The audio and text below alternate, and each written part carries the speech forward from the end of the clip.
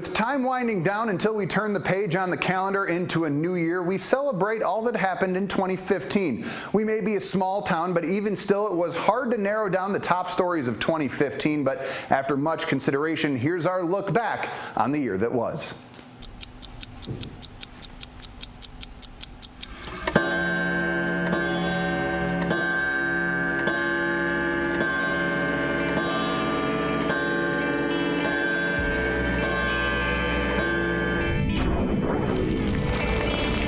Starting off our countdown is the 2015 Binghamton Mets. Both on and off the field, it was a roller coaster year for the boys of summer.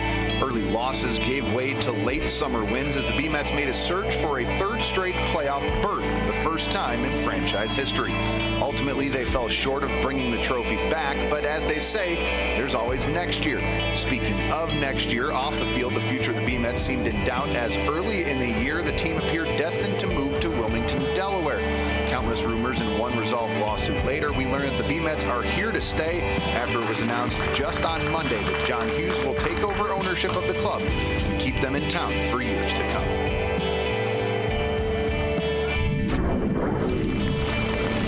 At number 4, the Binghamton Bearcats shocked the America East on the softball diamond by upsetting top-seeded Stony Brook to clinch the program's first ever conference title.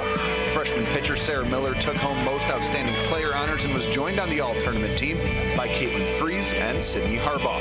BU's season ended in the NCAA Regionals, though, with losses to James Madison and Fordham.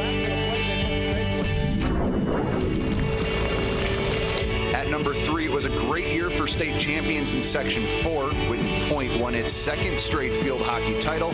Owego won its second volleyball title in 3 years, but the first title of the year went to the Susquehanna Valley Sabres. The mantra was #Banners, and they got one. It was the first state title ever for the program. The Tioga Tigers also got a program first state title in football. After making it to the state semis each of the previous 4 years and falling just short, their first trip to the Dome was successful as finals MVP Jesse Manuel accounted for 76% of the team's total yards on offense.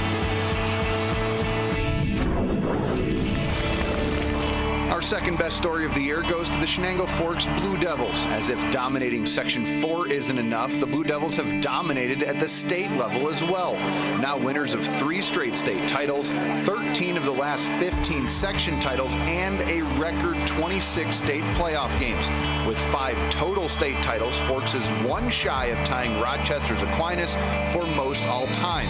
And if that happens next year, they'd tie another mark. 4 straight state titles set by the Maynardville Spartans. Speaking of the Spartans, despite a loss in the state semis, it's not hard to make them the top story of 2015. 5 years of undefeated football came to an end on a brisk fall night in Syracuse, 1 game shy of a return trip to the Carrier Dome. 62 straight wins dating back to the start of the 2011 season.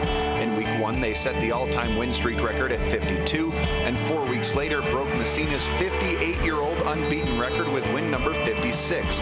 So monumental was the streak that it was captured in an ESPN 30 for 30 documentary. The streak may be over, but 62 straight wins may never be seen again.